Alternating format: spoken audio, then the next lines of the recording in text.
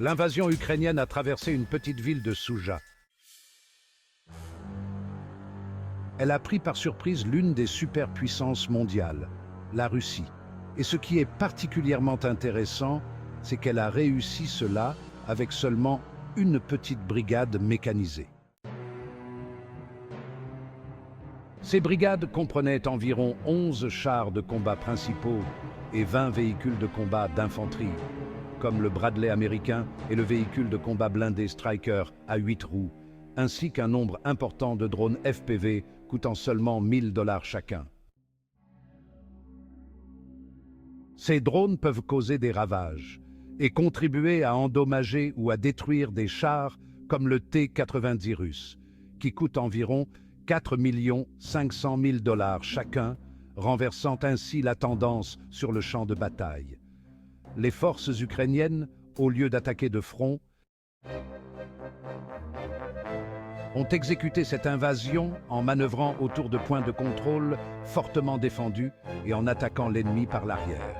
Cette stratégie a pris l'armée russe par surprise, tandis que les renforts étaient coupés par les systèmes d'artillerie HIMARS, ce qui leur a permis de prendre plus de 1000 km² et de détruire l'ennemi par l'arrière. Étape 3. Un obus de mortier d'artillerie comme celui-ci se démontera et tirera sur les troupes qui avancent. Voici un processus de base de la façon dont il tire un mortier. Pour viser le réticule, il utilise les deux mains et ajuste l'élévation du trépied à l'aide du bouton, comme indiqué dans les animations. Le chargeur règle ensuite le fusible d'impact sur les modes de proximité, de surface proche, d'impact et de retard. Le fusible de proximité fait exploser le projectile à une distance de 3 à 13 pieds, ce qui se traduit par une distance de 1 à 4 mètres au-dessus de la cible.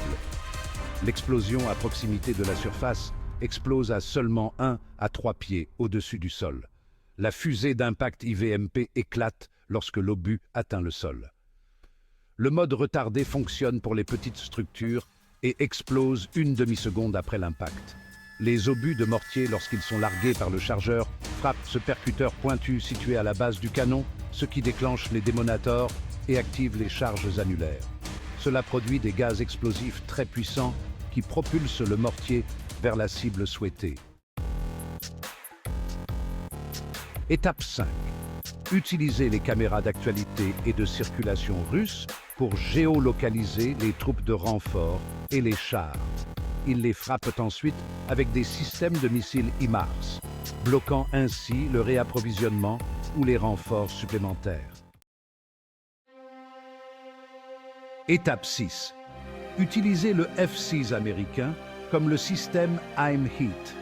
Il s'agit d'un missile à tête chercheuse pour toute contre-attaque, pour les hélicoptères comme le K-52 ou les hélicoptères de combat lourds comme le M124 pour le transport de troupes. Regardons l'intérieur de ce missile. Il s'agit du missile à tête chercheuse et à l'intérieur de ce couvercle se trouve le système de guidage optique. La source de chaleur de cet avion traverse un ensemble de lentilles dans le réticule, qui tourne sur son axe. Ces signatures infrarouges sont converties en tonalités audibles, comme ce son ici. Tout compte fait, le pilote lance le missile, qui utilise un faisceau laser à force solide. Le faisceau laser est utilisé pour contrôler la fusée à carburant, comme moteur pour chasser la source de chaleur infrarouge. La section cerveau contrôle les 4 canards pour guider ce Sidewinder AIM-9 vers la cible. Regardons ces brigades mécanisées et les différents véhicules utilisés pendant l'attaque. Il est intéressant de noter que la pointe de la lance pourrait être les véhicules de déminage UR-77 de l'ère soviétique. Alors, comment cela fonctionne-t-il?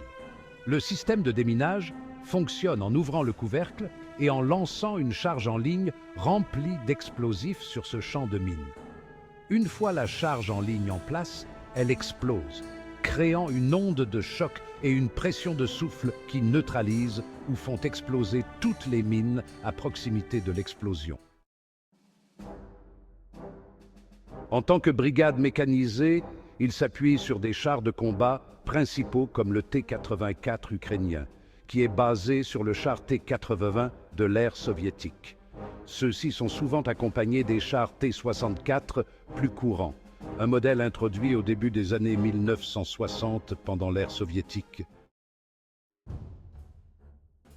Au moins un véhicule de combat d'infanterie, comme le Bradley, sera également envoyé au déminage UR-77.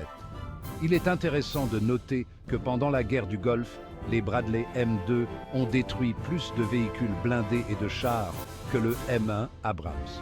Selon les variantes, il peut accueillir environ 4 soldats d'infanterie, comme le montrent ces visualisations. Cependant, les Marines et l'armée américaine peuvent réorganiser le véhicule en fonction de la mission, en retirant les missiles lancés par tube et en ajoutant une autre zone de siège pour faire de la place pour 6 soldats lourdement armés.